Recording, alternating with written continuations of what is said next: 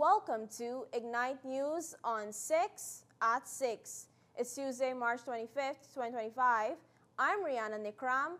Thanks for joining us. Here's what's making headlines tonight. President Ali promises fully transform Guyana if returned to power. Guyana's oil economy is the most promising in the world, according to the Dominican Republic's ambassador. Caribbean leaders will seek to discuss proposed tariffs and travel bans during Marco Rubio visit. And U.S. Exim Bank brings financial solutions to Guyana. President Dr. Irfaan Ali has outlined his Vision 2030.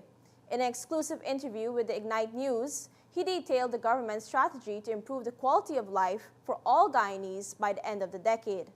Vision 2030 is about a Guyana that is highly competitive, one with a well-diversified economy, highly skilled workforce, highly paid workforce, and one in which the systems, government systems, will be built on a platform of technology, one in which the digitized economy will come into full effect, one in which our people will live a prosperous and fulfilling life here, a life that is filled with happiness also. Major investment in tourism, the expansion of our tourism sector, creating a sports economy, that sports economy that we're talking about, ensuring that we continue to invest in security so that we can have not only the lowest crime rates in the region, but that we can build a social infrastructure that is linked to the physical infrastructure that will continue to enhance the opportunities for our people, so that crime and incentives for people to commit crime will be further removed from our society. According to Ali, should his government return to power, Guyana will be transformed into a fully digitized and highly secure. Ali also reaffirmed his commitment to delivering on the promises made during his tenure.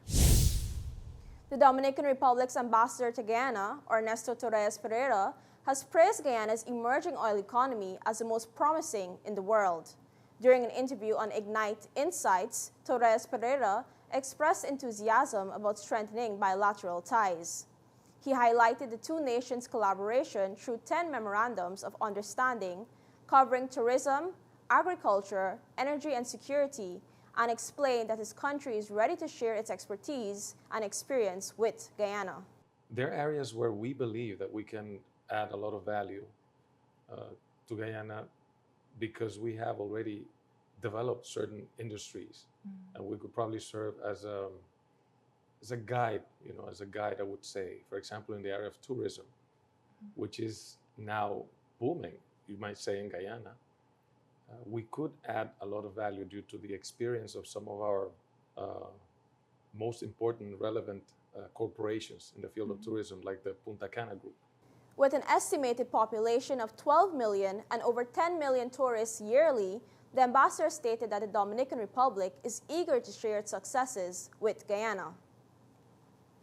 Guyana has successfully completed its second review under the United Nations Convention Against Corruption. The review was conducted from March 18 to 20 in Georgetown as part of the UN's Implementation Review Mechanism. This mechanism uses a peer review process. During the period, 2 experts from St. Lucia and the Republic of Moldova visited and assessed the country's anti-corruption strategies and asset recovery efforts. They were accompanied by 2 representatives from the UN Office on Drugs and Crime. The Ministry of Parliamentary Affairs and Governance, in a statement, reaffirmed Guyana's commitment to combating corruption and improving transparency. U.S. Secretary of State Marco Rubio is set to visit Jamaica, Guyana, and Suriname from March 26 to 27, advancing President Donald Trump's foreign policy priorities in the Caribbean. While in Jamaica, Rubio will also meet with leaders from Barbados, Trinidad and Tobago, and Haiti. His visits come at a critical time as Caribbean nations seek discussions on key issues affecting the region. Among the top concerns is a potential U.S. ban on Cuban medical aid programs. Many Caribbean nations rely on Cuba's healthcare services, with some leaders expressing a willingness to risk U.S. visa restrictions to keep them. Another major issue, proposed hikes in U.S. port fees for China-linked ships. The increase could disrupt trade and raise costs, especially for oil and gas exports. Guyana's President Dr. Irfan Ali has warned that these fines could have serious economic consequences.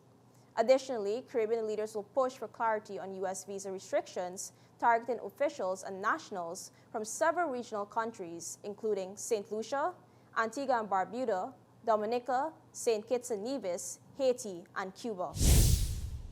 PPP General Secretary Dr. Bar Jagdeo has urged party supporters to be cautious of divisive elements spreading misinformation. Speaking at Babujan, he emphasized that while the PPP remains strong, it must continue to uphold unity. We're strong in the Indo-Guyanese communities. We're going strong in the Amerindian communities because of the work that we have done. And we will make a dedicated effort to go stronger in the Afro-Guyanese communities. The event commemorated the life and legacy of party founder and late President Dr. Cheddi Jagan. The U.S. Exim Bank is opening doors for large-scale investment in Guyana, offering medium and long-term financing solutions to support major projects across various sectors. During a webinar hosted with AmCham Guyana, Exim outlined key financial tools such as loan guarantees, direct loans, and project financing to help businesses access capital for infrastructure, equipment, and market expansion. Alexander Tenney from Exim's Global Development Team emphasized the bank's commitment to Guyana's growth. He noted that Exim serves as a senior debt provider, reducing financial risk and facilitating transactions exceeding $100 million. Businesses looking to engage must provide 3 years of audited financial statements and can apply for a letter of interest to connect with U.S. exporters. Exim also offers insurance covering up to 90% of U.S. company purchases. With these financing solutions, Exim aims to strengthen economic ties and support Guyana's development. Region 6 is strengthening its healthcare services through the launch of the Patient Care Assistant Training Program. More than 200 trainees will undergo theoretical and practical training over the next 4 months. Once they graduate, they will support nurses and medical professionals in various healthcare facilities across the region. Health Minister Dr. Frank Anthony highlighted the initiative's role in building a stronger healthcare workforce. He explained that the qualified medical staff will lead to more effective healthcare and improved patient outcomes. Dr. Anthony urged trainees to provide high-quality care once in the workforce. He also encouraged participants to pursue further studies in the field, promising support to those who wish to advance. U.S. President Donald Trump has announced a 25% tariff on nations purchasing Venezuelan oil. The tariff, set to take effect on April 2nd, aims to pressure Venezuela over its security policies and hostility towards the U.S. In a message on Truth Social, President Trump accused Venezuela of being, quote, very hostile to the United States and the freedoms which we espouse, end quote. The U.S. president also accused Venezuela of deliberately sending criminals, including violent individuals and members of gangs like Tren de Aragua, into the U.S. This latest decision by the Trump administration could disrupt global oil markets and impact U.S. relations with Venezuela's trading partners. Former FIFA presidents Sepp Blatter and Michel Platini have been cleared of fraud by Swiss appeals court.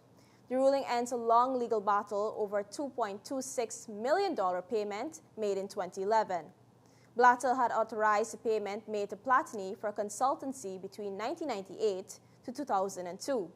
He argued that the delay in payment was due to FIFA's financial difficulties. Swiss prosecutors had sought to overturn the initial acquittal, but the court found insufficient evidence of wrongdoing. The case, which surfaced in 2015, derailed Platini's bid for FIFA's top job and forced Blatter to step down. And that's all for this edition of Ignite News on 6 at 6. For more stories, visit ignitenews.com or follow us on social media. Thanks for watching. I'm Rihanna Nikram. See you tomorrow for more Ignite News.